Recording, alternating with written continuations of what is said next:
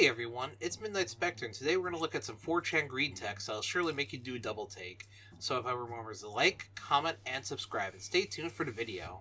Be me, 13, playing Go Fish with my cerebral palsy cousin and younger brother. Uncle, dad of cousin, walks in the middle of the match and accuses brother and I of cheating using signals. Scatters the cards across the room and storms off. Tell my mom about it later, and she says my brother and I would cheat if we could. Ask her, how the hell are you supposed to cheat a 3-player game with one winner and don't get an answer? To this day, I still have no clue how using signals to cheat a Go Fish would even work or why someone would do it. I don't know how this would work either. Actually, to be honest, I'm not sure the rules of Go Fish myself, honestly.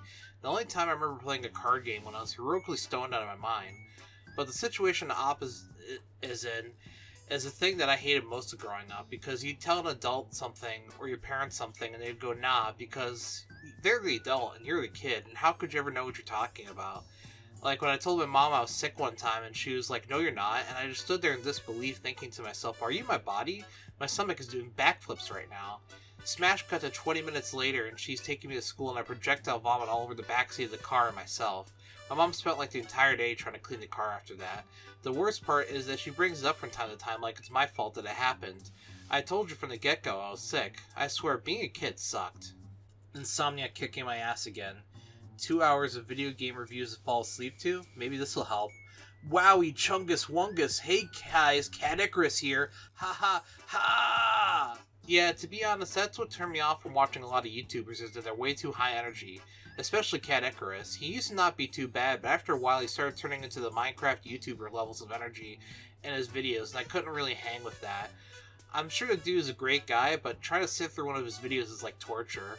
I try not to be too high energy in my videos because I want my videos to be something you could kind of sort of binge while doing something like working, studying, or hell, even trying to go to sleep. Biggest gaming platform by far, nothing of value. Honestly, yeah, there's some games that are fun to play on mobile, but there's nothing that would make me say, oh man, after work I'm going to sit down and play something on my phone. I'm mostly looking forward to playing something on my Switch or my PC. I mean, there's some real gems on the mobile game that I probably haven't heard about or played, but the mobile game market is already too full of these games that are riddled with microtransaction and constant ads. Unfortunately, it seems that's the way the market is going, because even in Diablo 4, there are microtransactions, and that's a full-price game. Which is really unfortunate, because I know that Call of Duty, even though I have a love-hate relationship with that franchise, was capable of doing the same thing with their Battle Pass system they have now. And I think that other games are going to follow suit. Completely destroys forums and atomizes the internet by making sure people are not forced to interact outside their group. Wow, thanks! Yeah, I think it's honestly kind of a shame that forums aren't really a thing anymore.